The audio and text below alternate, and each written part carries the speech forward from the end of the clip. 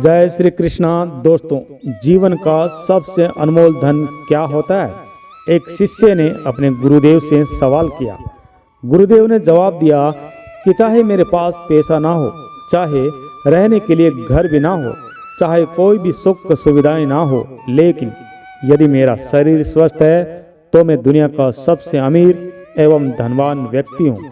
शिष्य ने आश्चर्यचकित होकर पूछा, गुरुदेव, आपकी उम्र 100 साल पार कर चुकी है और आप फिर भी इतने स्वस्थ हैं। आपकी बुद्धि बड़ी ही तेज है एवं आपका चेहरा सूर्य की भांति चमकता रहता है और आपके शरीर से चंदन जैसी खुशबू आती रहती है। शिष्य कहने लगा कि हे गुरुदेव, मेरे मन में बहुत बार आया है कि मैं आपसे इसका राज जान सकूं, परंतु संकोच के कारण मैं आपसे पूछ नहीं पाता हूँ। हे गुरुदेव, आप मुझे साधारण से वो नियम बताने की कृपा करें जिनसे मैं भी आपकी तरह स्वस्थ एवं निरोगी रह सकूं, और यदि नियम आसान होंगे तो उनका अनुसरण मेरे माता पिता भी कर पाएंगे, क्योंकि उनकी उम्र ज़्यादा होने के कारण वो कोई कठिन प्रक्रिया नहीं अपना पाएंगे।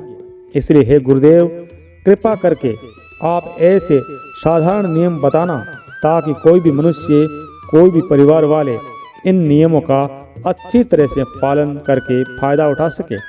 गुरुदेव ने अपने शिष्य से कहना आरंभ किया।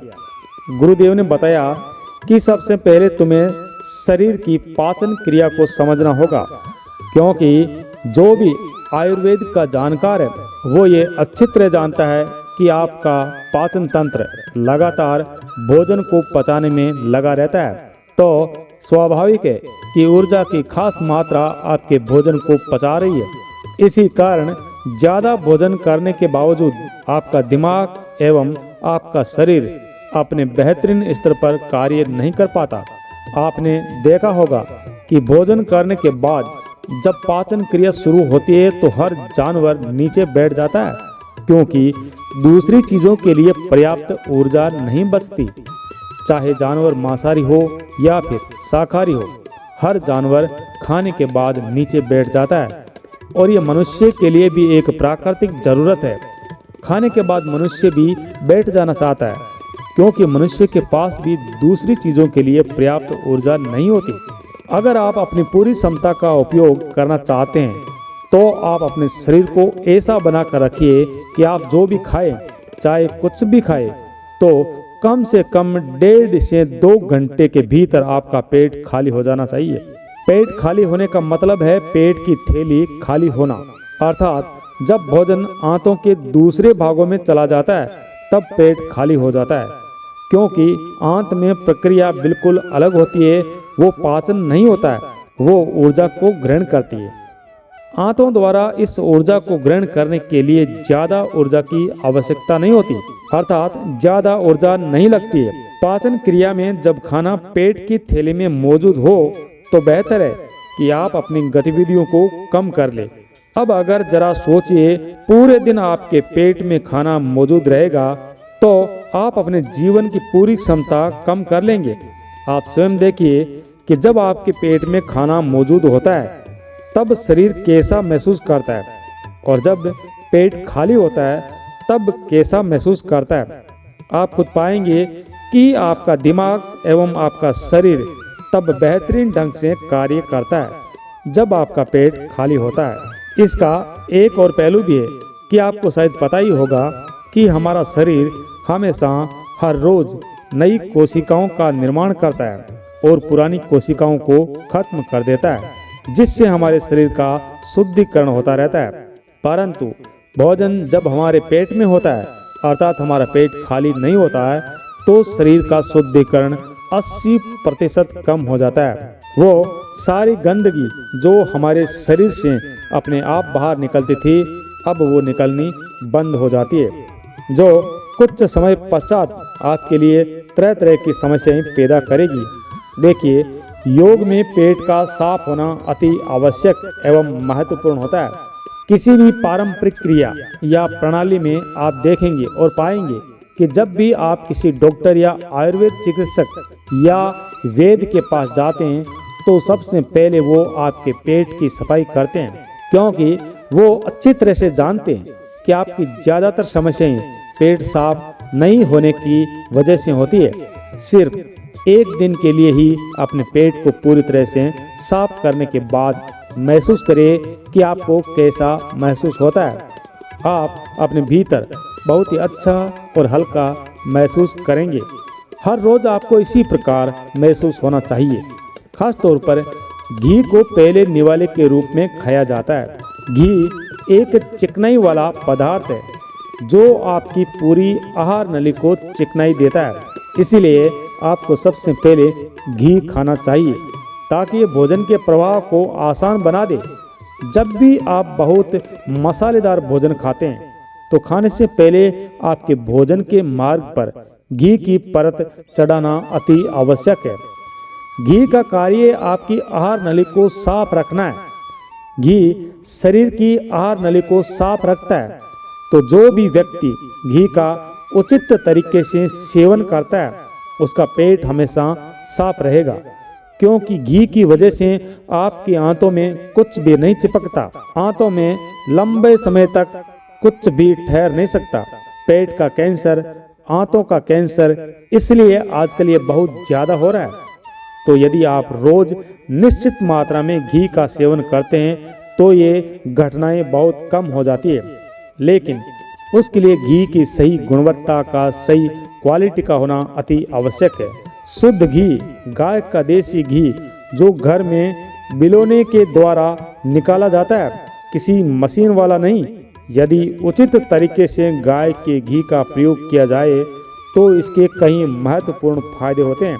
शिष्य ने सवाल पूछा कि हे गुरुदेव, पाचन क्रिया के बारे में तो थोड़ा बहुत मैं समझ गया हूँ, परंतु आप ये बताइए कि आपकी तरह सूर्य के तेज जैसा चेहरा पाने के लिए क्या करना चाहिए। गुरुदेव ने बताना शुरू किया कि देखो, आज के समय में लोग सुबह उठते ही खाली पेट चाय पीते हैं। चमकता हुआ तेजस्वी चेहरा पाने के लिए हमें कुछ प्रक्रिया अलग से नहीं अपनानी है।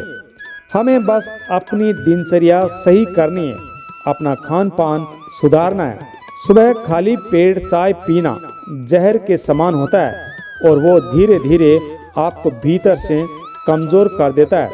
पेट में धीरे धीरे एसिडिटी होने लगती है और अपने आप आपका मन एवं मस्तिष्क दोनों ही शुष्क एवं कमज़ोर पड़ते जाते हैं। इसलिए सुबह उठते ही सभी को तांबे, मिट्टी या चांदी के बर्तन में रखा हुआ पानी पीना चाहिए, परंतु चांदी एवं मिट्टी के बर्तन की तासीर ठंडी होती है, इसलिए दमा, कफ, अस्थमा जैसे रोगी इसका उपयोग ना करें। रात में आपने चांदी, मिट्टी या तांबे के बर्तन में पानी रख दिया और सुबह खाली पेट बिना ब्रश किए, बिना कुल्ला किए आपने पी लिया। तो ये सुनते ही अचानक शिष्य ने कहा, हे गुरुदेव, बिना दांतुन किए अगर हमने पानी पिया तो हमारा रात का बासी थूक हमारे शरीर में चला जाएगा। तब गुरुदेव ने समझाया कि ये तो बहुत अच्छी बात है, क्योंकि बासी थूक औषधि के समान होता है। गुरु ने चेतावनी देते हुए कहा कि जिन लोगों को अल्सर, टीबी या निमोनिया है उन्हें खाली पेट पानी नहीं पीना है। तांबे के बर्तन में यदि रात को पानी भर के रखे तो उस पानी में तांबे के संस्कार मिल जाते हैं, अर्थात तांबे के गुण उस पानी में जमा हो जाते हैं। वो तांबा हमारे शरीर में जाकर बहुत से लाभदायक फायदे करता है। गुरुदेव कहने लगे कि अगर मजबूरी ना हो तो प्लास्टिक की बोतल में भूलकर भी पानी नहीं पीना चाहिए, क्योंकि प्लास्टिक की एक ऐसी संरचना होती है कि जब वो गर्म तापमान पर आता है तो प्लास्टिक धीरे धीरे पिघलना शुरू हो जाता है, और जब प्लास्टिक बहुत बारीक स्तर पर पिघलता है तब उसके कण पानी में मिल जाते हैं, जो हमारे शरीर में जाकर कैंसर का कारण बन सकते हैं। ये पानी पीने के बाद अपना पेट अच्छे से खाली करने के बाद आप आंवला या सब्जियों का रस पी सकते हैं।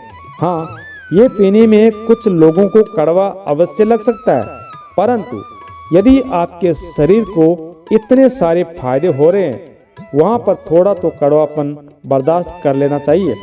गुरुदेव ने बताया कि ये भी सत्य है कि हर रोज एक जैसा खाना नहीं खाया जा सकता। तो जिस दिन आप आंवले और सब्जियों का जूस नहीं पी सकें, उस दिन आपको दही खाना चाहिए। दही बहुत ही बेहतरीन आयुर्वेदिक औषधि के रूप में इस्तेमाल किया जा सकता है। अगर दही को सही से इस्तेमाल किया जाए तो हमारे शरीर से बहुत सारी बीमारियों को जड़ से खत्म किया जा सकता है। दही की एक कटोरी में थोड़ा सा गुड़ या शक्कर या फिर मिश्री को साथ में अवश्य कर ले, ताकि आपको दही खट्टा ना लगे। अगर दही में गुड़ मिलाते हैं तो गुड़ नया नहीं होना चाहिए। गुड़ जितना ज़्यादा पुराना होगा उतना ही ज़्यादा लाभदायक होगा। और दही में थोड़ा पानी डालकर पतला कर ले। दही पतला होने के बाद आसानी से हमारे शरीर में जा सकता है और उसे पचाने के लिए भी शरीर को ज़्यादा ऊर्जा खर्च नहीं करनी पड़ेगी। आयुर्वेद शास्त्र के अनुसार यदि इन सभी प्रक्रियाओं का सदैव पालन करते हैं तो आपके चेहरे का ओज बढ़ने लगेगा, उसमें चमक आने लगेगी, आप ओजस्वी नजर आओगे। सन्यासियों एवं ऋषि मुनियों जैसा तेज पाने के लिए ध्यान एवं आयुर्वेद के नियमों के अनुसार खान पान, ये दो चीजें सबसे ज्यादा आवश्यक होती है। अगर ग्रस्त मनुष्य भी इन नियमों का पालन करता है तो वो भी सन्यासियों जैसा तेजस्वी हो सकता है। शिष्य ने आखिरी प्रश्न करते हुए कहा, गुरुदेव, मुझे ये दोनों नियम तो अच्छी तरह समझ में आ गए हैं। पहला नियम कि अगर हम हमारे पेट को खाली रखेंगे तो हर बीमारी से मुक्त रहेंगे। दूसरा नियम, हम अपने चेहरे पर तेज कैसे ला सकते हैं। परंतु हे गुरुदेव, बस एक आखिरी समस्या है, उसका समाधान और कर दीजिए।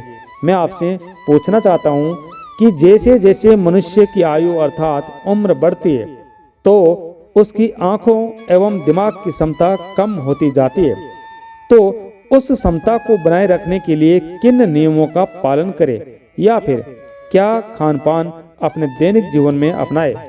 गुरुदेव ने बताया कि जैसे जैसे उम्र बढ़ेगी वैसे वैसे बुद्धिमान होते जाओगे। बस मैं जो नियम बता रहा हूँ उनको ध्यान पूर्वक सुन लो। सबसे पहले आप सफ़ेद कद्दू के औषधीय गुणों के बारे में जानो। आयुर्वेद के अनुसार सफ़ेद कद्दू का जूस कैंसर को मिटाता है एवं साथ ही दिमाग को तेज करता है, बुद्धिमान बनाता है। लेकिन ये समझ लेना कि सफ़ेद कद्दू का जूस ठंडा होता है, इसलिए जिनको अस्थमा या सर्दी जल्द ही पकड़ लेती है ऐसे लोगों को सफ़ेद कद्दू के जूस का सेवन नहीं करना चाहिए। इसलिए दिमाग एवं आँखों को तेज करने के लिए जो अगला नुस्खा बता रहा हूँ वो हर कोई आसानी से कर सकता है, बल्कि हर किसी को करना भी चाहिए। 5 देसी बादाम की छोटी वाली गिरी, क्योंकि वही देसी होती है, बड़ी वाली में इतने गुण नहीं होते हैं।